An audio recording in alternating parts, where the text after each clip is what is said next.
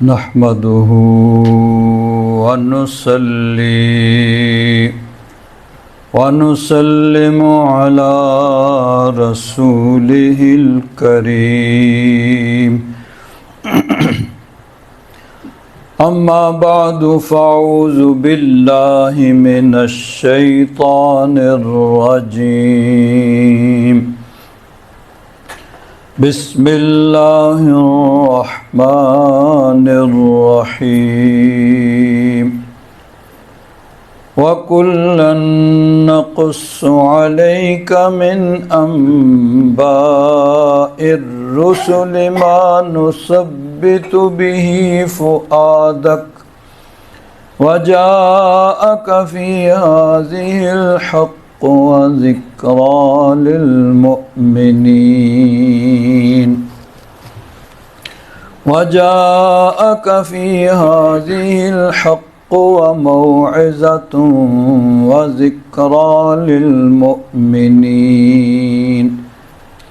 آمنت بالله صدق الله مولانا العظيم وبلغنا رسوله النبي الأمين الكريم ونحن على ذلك لمن الشاهدين والشاكرين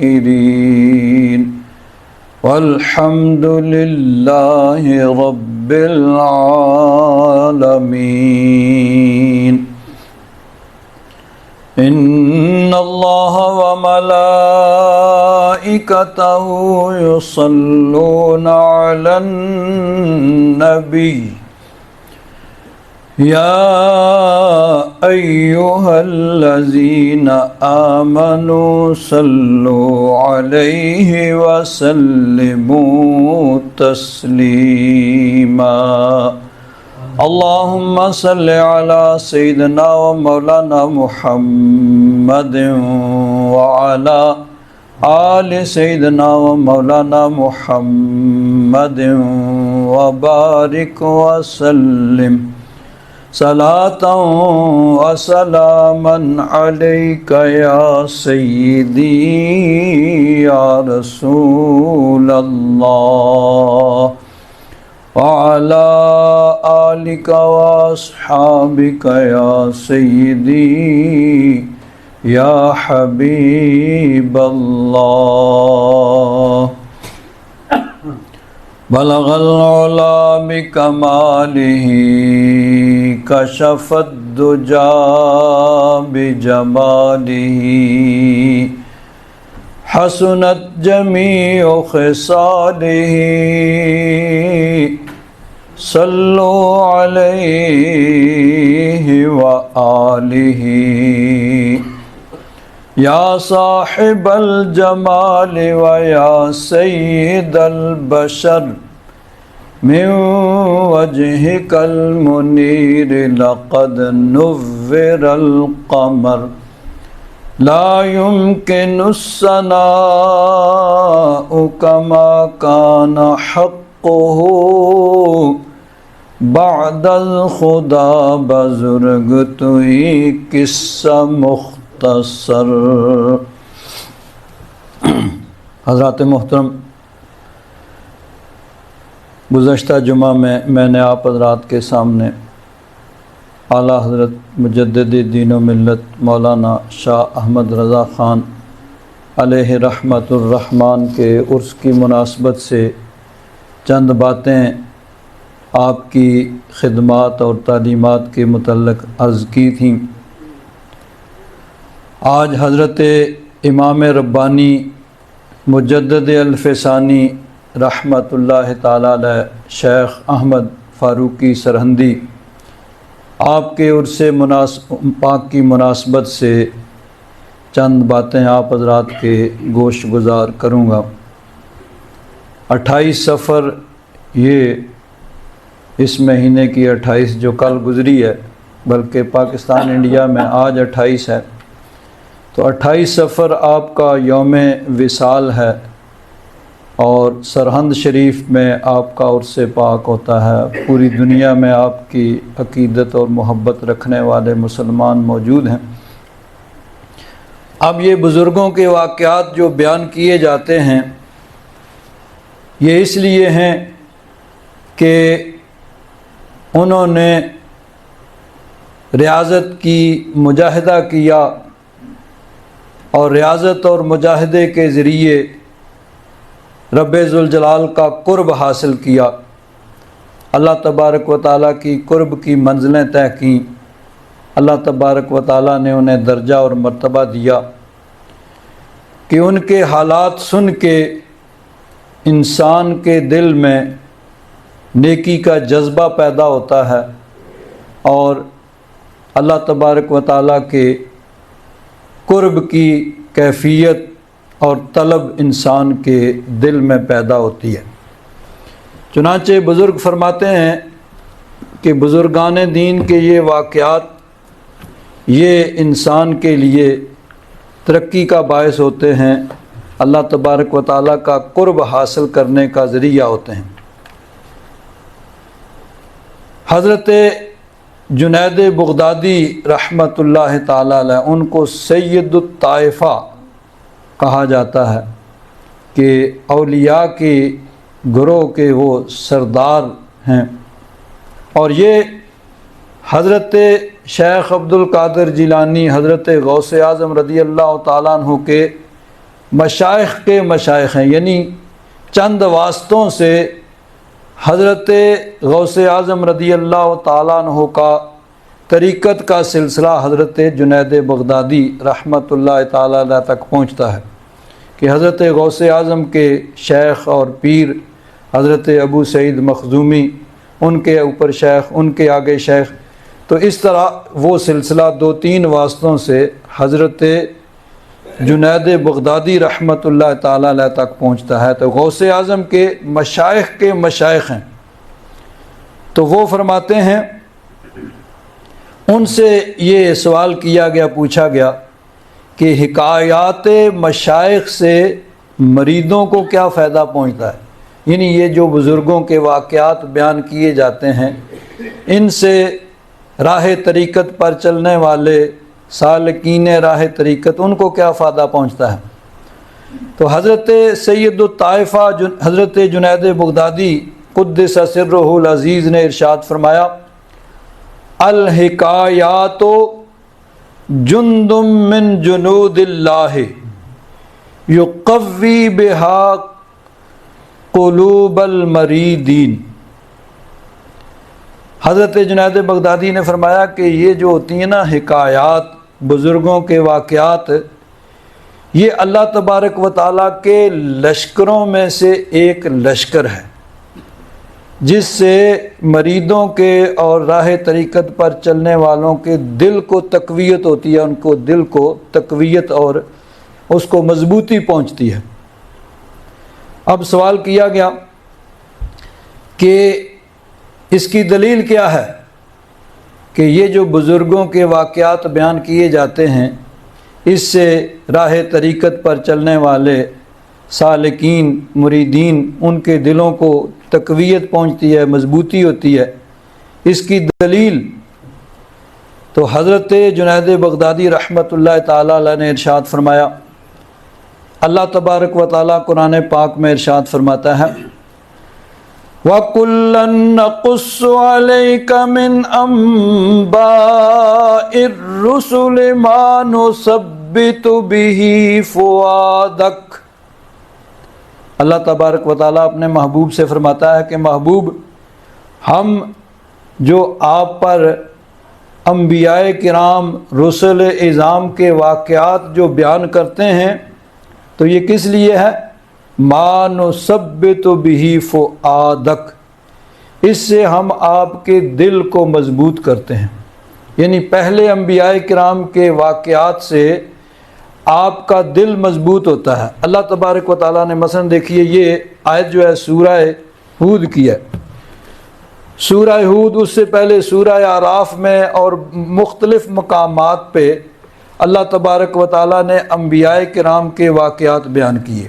سورہ ہود میں اللہ تبارک و تعالیٰ نے ارشاد فرمایا وَلَقَدْ أَرْسَلْنَا نُوحًا إِلَىٰ قَوْمِهِ إِنِّي لَكُمْ نَذِيرٌ مُّبِينٌ أَلَّا تَعْبُدُوا إِلَّا اللَّهَ إِنِّي أَخَافُ عَلَيْكُمْ عَذَابَ يَوْمٍ أَلِيمٍ۔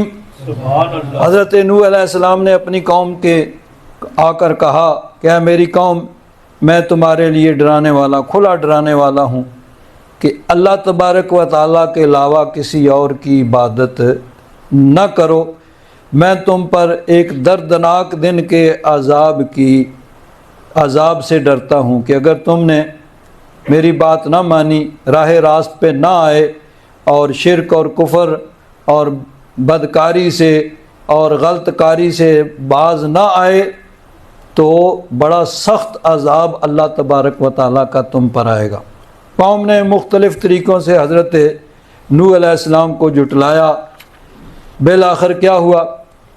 طوفان آیا اور سارے کے سارے منکر جو تھے وہ سب کے سب ہلاک ہو گئے، تباہ ہو گئے، برباد ہو گئے۔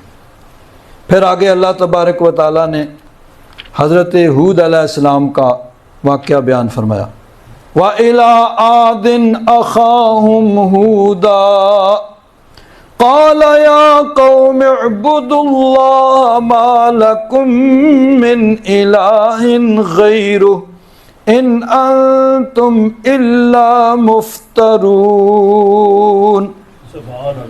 قوم عاد کی طرف اللہ تبارک و تعالیٰ ارشاد فرماتا ہے ہم نے ہود علیہ السلام کو بھیجا، اللہ کے نبی حضرت ہود علی نبینا علیہ الصلاۃ والسلام۔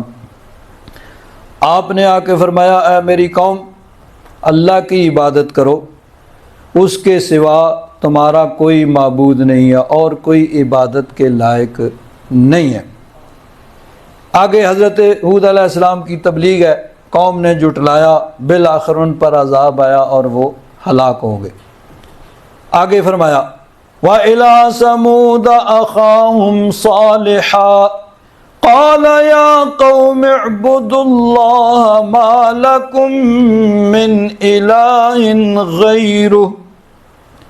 حضرت صالح علی نبینا علیہ الصلاۃ والسلام کو قوم سمود کی طرف بھیجا اور انہوں نے بھی فرمایا کہ میری قوم اللہ کی عبادت کرو اور کوئی تمہارا معبود نہیں ہے۔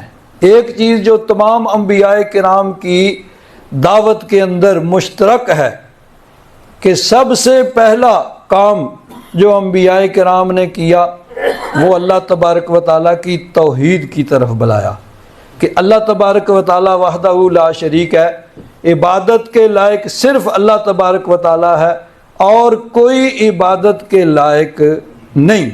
اور یہ چیز تمام انبیاء کرام کی دعوت اور تبلیغ میں مشترک اور متحد ہے، اور سب سے پہلی اور سب سے بنیادی چیز ہی یہ ہے کہ اللہ تبارک و تعالیٰ کی توحید، کہ اللہ تبارک و تعالیٰ وحدہ لا شریک ہے، وہی صرف عبادت کے لائق ہے اور کوئی عبادت کے لائق نہیں۔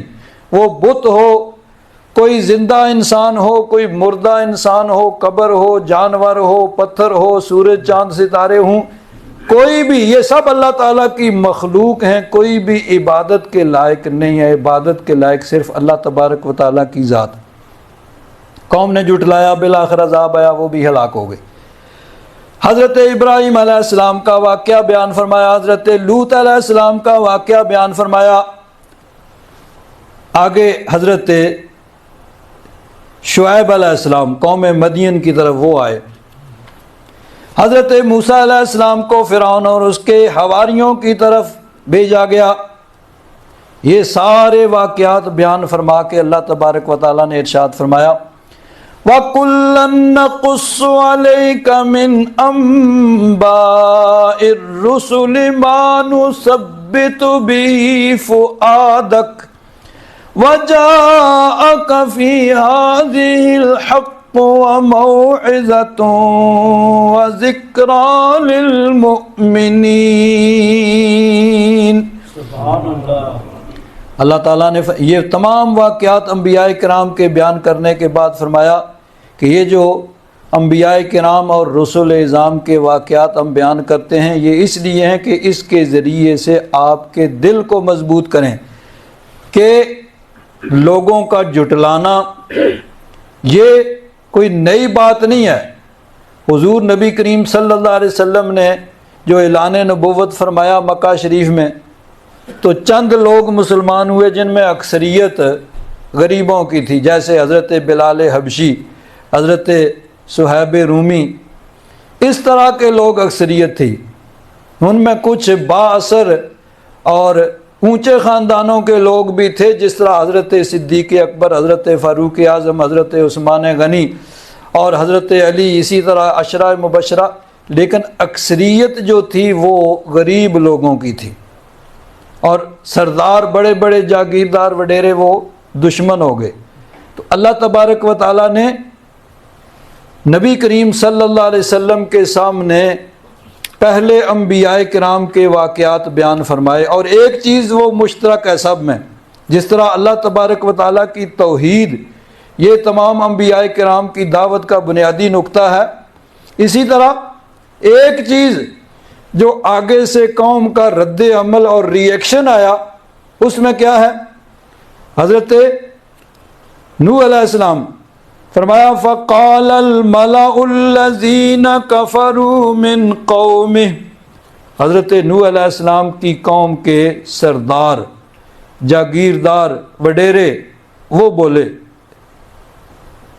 اسی طرح باقی انبیاء کرام سب کے سب جو تھے، جب انہوں نے دعوت اور تبلیغ کی تو قوم کے جو لوگ مراعات یافتہ ہوتے تھے، جن کو اپنی سرداری خطرے میں پڑ جاتی تھی، وہ فوراً مخالف ہو جاتے اور لوگوں کو بہکاتے۔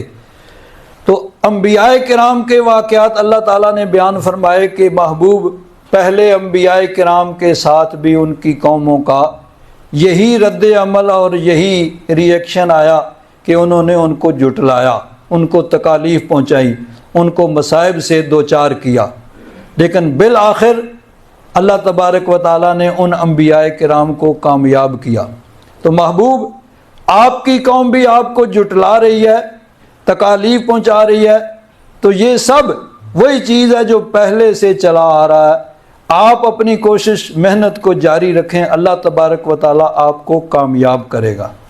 تو حضرت جنید بغدادی رحمۃ اللہ تعالیٰ نے فرماتے ہیں اس میں یہ ہے کہ اللہ تبارک و تعالیٰ نے اپنے محبوب پر پہلے انبیاء کرام کے جو واقعات بیان فرمائے اور فرمایا ما نثبت بہ فؤادک، کہ اس کے ذریعے سے ہم آپ کے دل کو مضبوط کرتے ہیں۔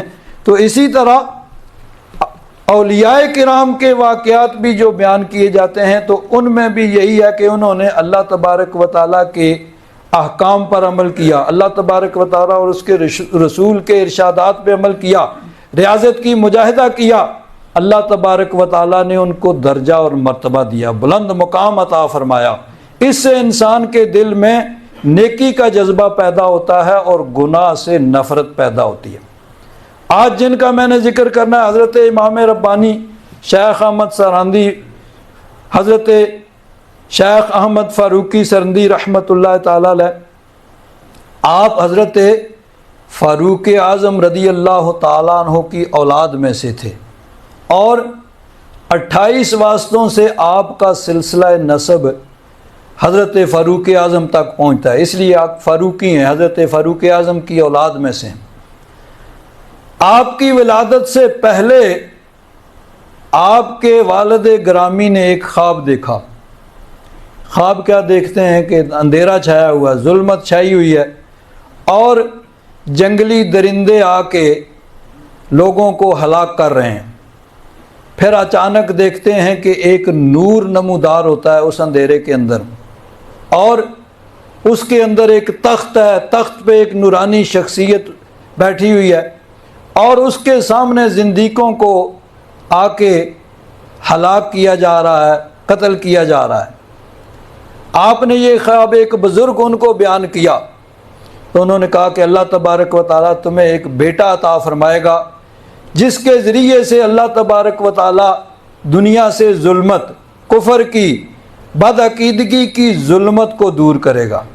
تو وہ حضرت مجدد الفسانی رحمۃ اللہ تعالی علیہ، کیونکہ وہ دور تھا اکبر کا۔ اکبر جو مغلیہ بادشاہ تھا، بابر اور اس کے بعد ہمایوں، اور تیسرا بادشاہ تھا اکبر۔ اکبر کے دور میں، اکبر کے چونکہ اس کے محل کے اندر ہندوؤں کا بہت زیادہ عمل دخل تھا، تو ہندوؤں کے زیر اثر اس نے اسلام، ہندوازم، سارے دینوں کو ملا کے ایک ملغوبہ تیار کیا، اور اس کا نام اس نے رکھا دین الہی۔ دین الہی نام رکھا، ہندو مسلمان سب کو اکٹھا کر کے کہ سب یہ ہے نا ایک ہی چیز ہے۔ اس طرح اس نے لوگوں کو گمراہ کرنا شروع کیا۔ حضرت مجدد الفسانی رحمۃ اللہ تعالی علیہ اس کے مقابلے میں کھڑے ہو گئے کہ اسلام کامل اکمل ہے، اللہ تبارک و تعالیٰ نے اس دین کو مکمل کر دیا، اور نبی کریم صلی اللہ علیہ وسلم پر اللہ تبارک و تعالیٰ نے قرآن پاک نازل فرما دیا، الیوم اکملت لکم دینکم واتممت علیکم نعمتی وردیت لکم الاسلام دینا۔ اللہ تعالیٰ نے فرمایا کہ میں نے تمہارے لیے دین مکمل کر دیا۔ الیوم اکملت لکم دینکم واتممت علیکم نعمتی، اور میں نے تم پر اپنی نعمت مکمل کر دی، وردیت لکم الاسلام دینا، اور اسلام کے دین ہونے کے اعتبار سے میں تم پر راضی ہو گیا قیامت تک کے لیے۔ اب یہ تمہارا دین ہے اور نجات اسی کی اتباع میں ہے۔ دین اسلام کی اتباع کرو گے، اسی پہ چلو گے، اس کے مطابق عقائد نظریات رکھو گے، اس کے مطابق عمل کرو گے، تبھی تمہاری کامیابی ہوگی۔ تو آپ نے فرمایا بھی دین اسلام کو کسی اور ملغوبے کی ضرورت نہیں ہے، نہ اس میں کوئی اور داخل ہو سکتا ہے، نہ اس سے کچھ خارج ہو سکتا ہے، دین مکمل ہو گیا۔ حضرت مجدد الفسانی رحمۃ اللہ تعالی علیہ تنہا چند مریدوں کے ساتھ ادھر ایک بہت بڑا شہنشاہ بادشاہ، لیکن اللہ تبارک و تعالیٰ نے آپ کو کامیابی عطا فرمائی، بالآخر آپ کامیاب ہوئے۔ اس کے لیے آپ کو تکلیفیں بھی آئیں، مصیبتیں بھی آئیں، جیل بھی جانا پڑا، ہر قسم کی تکلیفوں کو آپ نے برداشت کیا، لیکن دین اسلام کے متعلق آپ نے کوئی سمجھوتا اور کوئی کمپرومائز نہیں کیا۔ اللہ تبارک و تعالیٰ نے آپ کو کامیابی عطا فرمائی، چنانچہ امت نے آپ کو مجدد الفسانی قرار دیا، یعنی 1000 سال کا مجدد۔ نبی کریم صلی اللہ علیہ وسلم کے وصال کے تقریباً 1000 برس بعد آپ ہوئے ہیں، تو 1000 برس کا آپ کو مجدد قرار دیا گیا۔ اور دیکھیے آپ کے خطوط ہیں، خط آپ لکھتے تھے اپنے مریدوں کو، کوئی بھی پوچھتا تھا تو ان خطوط کو کسی نے جمع کیا اور وہ کتابیں بن گئیں۔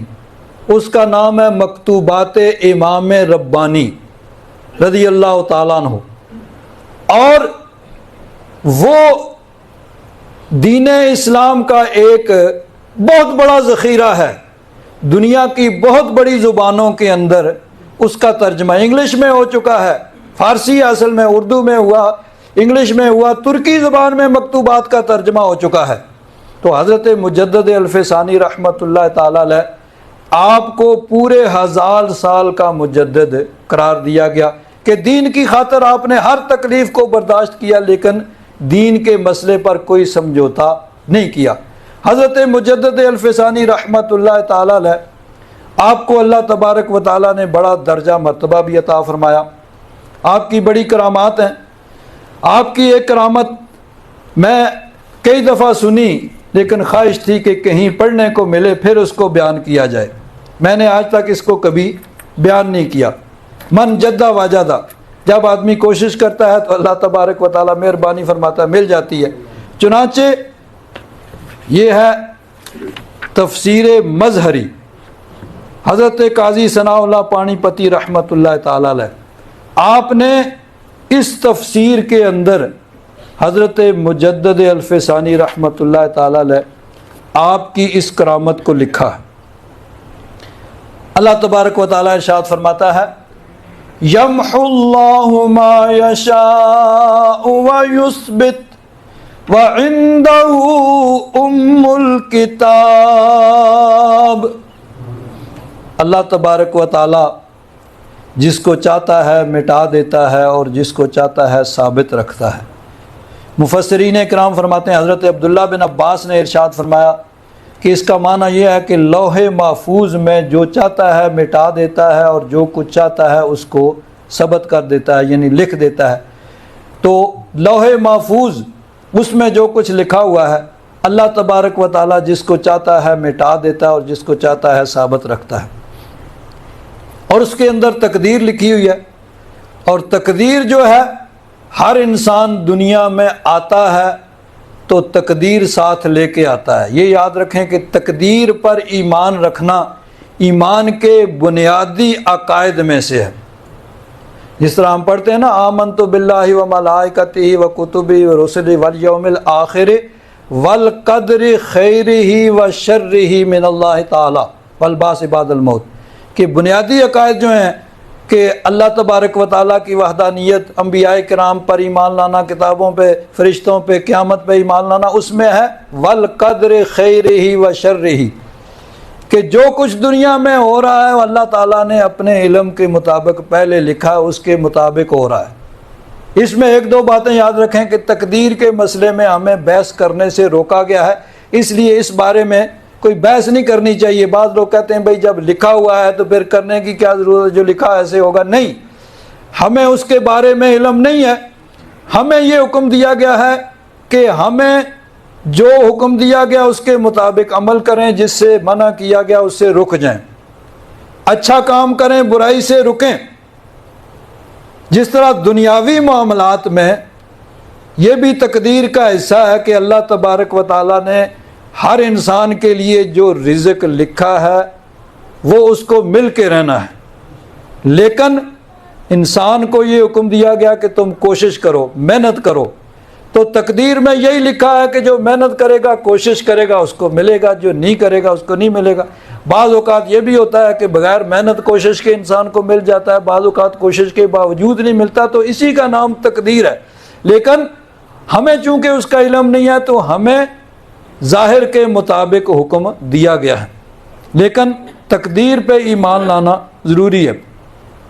حضرت عبداللہ بن مسعود کی ایک روایت ہے کہ انسان کے دنیا میں آنے سے پہلے اللہ تبارک و تعالیٰ جب کہ انسان شکم مادر میں ماں کے پیٹ میں ہوتا ہے تو فرشتے کو حکم دیا جاتا ہے، تو فرشتہ آ کے لکھتا ہے، کیا؟ اس کی زندگی لکھتا ہے، اس کا رزق لکھتا ہے، اور یہ لکھتا ہے کہ وہ شقی ہوگا یا سعید ہوگا، نیک بخت ہوگا یا بد بخت ہوگا، یہ ساری چیزیں پہلے لکھی جاتی۔ تو حضرت قاضی ثناء اللہ پانی پتی رحمۃ اللہ تعالی علیہ اس کے ضمن میں پھر آگے ایک واقعہ لکھتے ہیں، فرماتے ہیں کہ حضرت مجدد الفسانی رحمۃ اللہ تعالی علیہ، آپ نے ایک مولانا صاحب تھے جن کا نام تھا ملا طاہر لاہوری، ان کو اپنے بیٹوں کا اتالیق مقرر کیا، استاد مقرر کیا ان کے پڑھانے کے لیے۔ آپ کے بیٹے حضرت خواجہ محمد سعید اور حضرت خواجہ محمد معصوم، ان دونوں کو پڑھانے کے لیے ان کو استاد مقرر کیا، وہ ان کو پڑھایا کرتے تھے۔ اب ایک دن آپ نے جو کشف کی نظر سے دیکھا تو کیا دیکھا کہ وہ جو مولانا صاحب پڑھاتے تھے ان کے ملا طاہر لاہوری ان کا نام تھا، تو ان کے پیشانی پہ لکھا ہوا ہے ملا طاہر لاہوری شقیٌ، کہ یہ شقی ہے۔ اور شقی اللہ تبارک و تعالیٰ قرآن پاک میں ارشاد فرماتا ہے، یہی سورہ ہود میں، کہ بروز قیامت کچھ لوگ نیک بخت ہوں گے اور کچھ بدبخت ہوں گے۔ وَمَا نُؤَخِّرُهُ إِلَّا لِأَجَلٍ مَّعْدُودٍ، فرمایا قیامت کو ہم ایک مقررہ وقت کے لیے مؤخر کر رہے ہیں، جب وہ وقت آئے گا تو قیامت آ جائے گی۔ یوم یأتی لا تکلم نفس الا بإذنہ، جب وہ قیامت آئے گی تو پھر کوئی نہیں بول سکے گا مگر جس کو رب کا اذن اور اجازت ہوگی۔ فَمِنْهُمْ شَقِيٌّ وَسَعِيدٌ، کچھ لوگ بدبخت ہوں گے، شقی ہوں گے، اور کچھ سعید ہوں گے، سعادت مند ہوں گے، نیک بخت ہوں گے۔ فَأَمَّا الَّذِينَ شَقُوا فَفِي النَّارِ، جو بدبخت ہوں گے وہ جہنم میں جائیں گے۔ اور آگے فرمایا وَأَمَّا الَّذِينَ سُعِدُوا فَفِي الْجَنَّةِ، جو سعادت مند ہوں گے، سعید ہوں گے، وہ جنت میں جائیں گے۔ تو حضرت مجدد الفسانی نے کشف کی نظر سے دیکھا کہ ان کے ماتھے پہ لکھا ہوا ہے شقیٌ۔ حضرت نے اپنے بیٹوں کا بھی اس کا ذکر کر دیا، بھائی تمہارے استاد کے ماتھے پہ یہ لکھا ہوا ہے کہ یہ بدبخت ہے، شقی ہے، تو تم اس سے پڑھ کے تمہیں کیا حاصل ہوگا۔ اب بیٹے کس کے تھے؟ حضرت مجدد الفسانی کے، کسی عام کے نہیں، حضرت مجدد صاحب کے بیٹے تھے۔ اور ان کی شان کیا تھی؟ حضرت خواجہ معصوم کے متعلق، یہی بیٹے جو پڑھتے تھے، ان کے متعلق ایک واقعہ تذکرہ نگاروں نے لکھا ہے، علماء کرام بیان کرتے ہیں کہ چھوٹے سے بچے ہیں، حضرت مجدد الفسانی ان کو اٹھا کے کہیں جا رہے تھے، نماز کا ٹائم ہوا، مسجد میں گئے تو مسجد کے اندر نہیں لے گئے، چھوٹا بچہ ہے تو کہیں دوڑے گا، بھاگے گا تو نمازیوں کی نماز میں خلل آئے گا، ان کو باہر بٹھا دیا جہاں لوگ جوتے اتار کے اندر مسجد آتے تھے۔ تو فرمایا بیٹا یہاں بیٹھو، میں ابھی نماز پڑھ کے آتا ہوں۔ آپ اندر گئے، نماز پڑھ کے آئے تو دیکھا کہ وہ حضرت خواجہ معصوم جو چھوٹے سے بچے ہیں، انہوں نے کیا کیا، جوتوں کا ایک ڈھیر ادھر لگایا ہوا ہے اور ایک ڈھیرا ادھر لگایا ہوا ہے۔ اب ہو سکتا ہے بچہ کر سکتا ہے کہ چلو کوئی کام نہیں ہے، یہ کام کرو بھائی، آدھے جوتے ادھر کر دو، آدھے ادھر کر دو۔ حضرت مجدد صاحب نے پوچھا بیٹا یہ تم نے کیا کیا؟ آدھے جوتوں کا ڈھیر ادھر لگا دیا، آدھے جوتوں کا ڈھیر ادھر لگا دیا۔ تو انہوں نے کہا ابا جی یہ جو دائیں طرف ہیں یہ جنتیوں کے جوتے ہیں، اور یہ جو ہیں یہ جہنمیوں کے ہیں۔ آپ نے پھر ان کو خلط ملط کیا، بھائی تم ایسی باتیں نہیں کرو، رہنے دو، یہ اللہ تبارک و تعالیٰ کی حکمتیں، اللہ تبارک و تعالیٰ سب جانتا ہے، کون جنتی۔ تو ان کو اسی طرح آپ نے اکٹھا کیا۔ اور پھر تذکرہ نگار کہتے ہیں کہ آپ ان کو لے کے گئے، آپ نے سوچا بھئی ابھی سے اس کی کرامتوں کا ظہور شروع ہو گیا ہے تو پھر تو اس کی ترقی رک جائے گی، طریقت کا جو سلوک کی منزلیں وہ تو چھوڑ دے گا پھر۔ تو باہر لے کے بازار گئے تو ایک ہندو کی دکان سے مٹھائی لی۔ اب ظاہر بات ہے کہ وہ ہندو تھا، لیکن اس میں کوئی ایسی چیز نہیں ہوگی ڈالی اس نے جو ہندوؤں کا خاص ہو، یعنی عام سب لوگ اس سے خریدتے ہوں گے۔ تو صرف یہ کہ دکان ہندو کی تھی، لیکن وہ اس میں کوئی حرام چیز نہیں تھی، مٹھائی تھی۔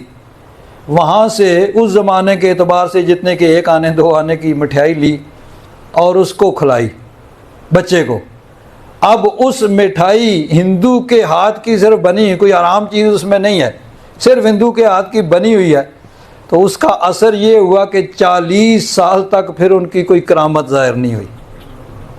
تو اب دیکھیے ہم کیا روزانہ کھاتے ہیں اور کس طرح کی بنی چیزیں ہوتی ہیں اور مشکوک ہوتی ہیں اور کیا پتہ ہوتا۔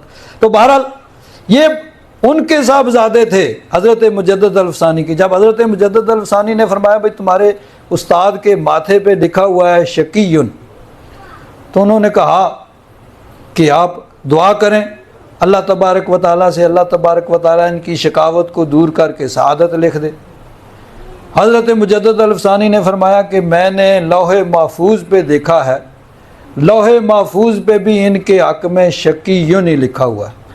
اب دیکھیں ہمیں نہیں پتہ ہوتا، لیکن اللہ والوں کو اللہ تبارک و تعالیٰ کی بارگاہ سے یہ مرتبہ اور درجہ ملتا ہے۔ حضرت مولانا روم رحمۃ اللہ تعالیٰ علیہ فرماتے ہیں لوح محفوظ است پیش اولیاء، لوح محفوظ است پیش اولیاء، آنچ محفوظ زست محفوظ از خطا، فرماتے ہیں لوح محفوظ بھی اللہ کے جو کامل ولی ہوتے ہیں ان کی آنکھوں کے سامنے ہوتی ہے. وہ جو ہم محفوظ ہے نا وہ ہم گناہ گاروں سے خطا کاروں سے محفوظ ہے کہ ہمیں نہیں پتہ ہوتا. بہرحال آپ نے فرمایا بھئی اس کے حق میں تو لوح محفوظ میں بھی لکھا ہوا ہے.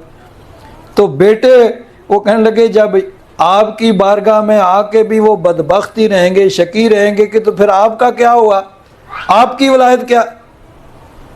آپ فرماتے ہیں حضرت مجدد الافسانی پھر میرے دل میں یہ خیال آیا کہ حضرت غوث الثقلین شیخ عبد القادر جیلانی حضرت غوث اعظم فرماتے ہیں کہ میری دعا سے تقدیر مبرم, قضائے مبرم وہ بدل جاتی ہے, اللہ تبارک و تعالیٰ اس کو بدل دیتا ہے. تو اللہ تعالیٰ کی بارگاہ میں عرض کیا کہ یا رب ذوالجلال تیرا فضل صرف حضرت غوث اعظم پر نہیں ہے, تیرا فضل سب پہ ہے. تو میری اس عرض کے, میری اس دعا کے پیش نظر ان کی شقاوت کو سعادت میں بدل دے, ان کے ماتھے سے شقیٌ مٹا کے سعید لکھ دے. تو فرماتے ہیں جیسے ہی میں نے یہ دعا کی اللہ تبارک و تعالیٰ نے کرم فرمایا اور میں نے دیکھا کہ ان کے ماتھے سے شقیٌ مٹا کے سعید لکھ دیا گیا. تو اللہ تبارک و تعالیٰ کی بارگاہ میں یہ درجہ اور مرتبہ. آپ کا ایک فرمان میں آپ حضرات کے سامنے پیش کروں گا. حضرت مجدد الفسانی رحمۃ اللہ تعالیٰ علیہ فرماتے ہیں فساد صحبت مبتدع زائد است از فساد صحبت کافر. فرماتے ہیں کہ ایک مبتدع بد عقیدہ شخص جو کلمہ بھی پڑھتا ہے, شکل و صورت اور ہر اعتبار سے اپنے آپ کو مسلمان کہتا ہے, لیکن اس کے عقائد درست نہیں ہیں, بد عقیدہ ہے, جو عقائد 1400 سال سے چلے آ رہے ہیں اس سے ہٹ کر وہ عقیدہ کوئی نظریہ رکھتا ہے, یا اس سے الگ اس نے کوئی الگ چیزیں ایسی بنا لی ہیں جو دین اسلام میں نہیں ہے. 1400 سال سے جو مسلمانوں کے عقائد نظریات چلے آ رہے ہیں اس سے ہٹ کے اس نے کوئی عقیدہ نظریہ معمولات بنا لی ہیں. تو فرماتے ہیں اس کے پاس بیٹھنا, اس کی بات سننا, یہ کافر کی صحبت سے زیادہ نقصان دہ ہے.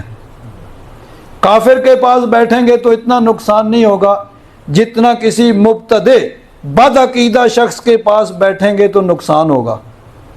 اور بات اب یہ ہے کہ کافر سے نقصان نہیں تو بد عقیدہ سے نقصان کیوں؟ کہ کافر کی جب آدمی بات سنے گا تو پہلے سے معلوم ہوگا بھئی یہ کوئی نہ کوئی ایسی بات کرے گا دین کے بارے میں, ہمارے مذہب کے بارے میں, ہمیں دین سے بہکانے کی کوشش کرے گا, اس لیے انسان پہلے سے محتاط ہوگا. لیکن جو اپنے آپ کو مسلمان کہتا ہے, چاہے اس نے پگڑی پہن رکھی ہو, داڑھی بھی رکھی ہو, لمبا کرتا بھی ہو, سارا کچھ ہو, قال اللہ و قال رسول بھی کہتا ہو, سارا کچھ کہتا ہو, لیکن عقیدہ درست نہ ہو, تو انسان تو اس کو یہی سمجھے گا بھئی ٹھیک ہے قرآن پاک ہی پڑھ رہا ہے, لیکن قرآن پاک کی تشریح میں, حدیث پاک کی تشریح میں کوئی ایسی بات کرے گا کہ اس کے عقیدے کا بیڑا غرق کر دے گا. اب عام طور پر لوگ یہ کہتے ہیں بھئی تحقیق کرنی چاہیے, تو میں کہتا ہوں تحقیق کیا کریں گے جب آپ کو دین کے بارے میں علم ہی نہیں ہے. تو آپ جس کی بھی بات سنیں گے آپ کہیں گے بھئی ٹھیک کہہ رہا ہے, کوئی ہو, کسی مذہب کا پیروکار ہو, چاہے وہ مسلمانوں میں جو مختلف فرقے ہیں ان میں سے ہو یا اس سے باہر چلے جائیں, آپ کسی مذہب کا جو اسپیشلسٹ ہے جس کا کام ہی یہی ہے صبح سے شام تک یہ سوچنا کہ میں کس طرح دوسرے کو متاثر کروں گا, تو آپ تو اس کا جواب نہیں دے سکتے. بے شک آپ ڈاکٹر ہوں, انجینئر ہوں, پالیٹیشین ہوں, آپ بڑے بزنس مین ہوں, کچھ بھی ہوں, وہ آپ کا اپنا ڈپارٹمنٹ اور شعبہ ہے. دین کے بارے میں جب آپ کی سطحی معلومات ہیں تو آپ جس کی بات سنیں گے آپ کہیں گے بھائی بات تو ٹھیک کر رہا. یہی لوگ ہوتا ہے جو لوگ عام طور پر زیادہ پڑھے لکھے لوگ اس کا شکار ہوتے ہیں. وہ کہتے ہیں بھائی ہم بڑے پڑھ گئے ہیں, ہم ڈاکٹر بن گئے, ہم انجینئر بن گئے ہیں, ہم پالیٹیشین ہیں, ہم بڑے بزنس مین ہیں, ہم نے دنیا دیکھی ہے. تو وہ اس چیز کا شکار ہوتے ہیں بھائی سب کی سننی چاہیے. جب سب کی سنتے ہیں تو کہیں سے کوئی بات, بس جی بات تو ٹھیک کر رہا ہے, دیکھو جی صحیح کر رہا ہے, قرآن پاک ہی پڑھ. تو بات درست اس لیے ہے کہ آپ کو علم نہیں ہے. اس لیے حضرت مجدد الافسانی فرماتے ہیں کہ کافر کے پاس بیٹھنے سے, اس کی باتیں سننے سے اتنا نقصان نہیں ہوتا جتنا کسی بد عقیدہ شخص کے پاس بیٹھ کے اس کی بات سننے سے نقصان کا خطرہ ہے۔ اللہ تبارک و تعالی ہم سب پہ اپنا فضل و کرم فرمائے۔ وآخر دعوانا الحمدللہ رب العالمین۔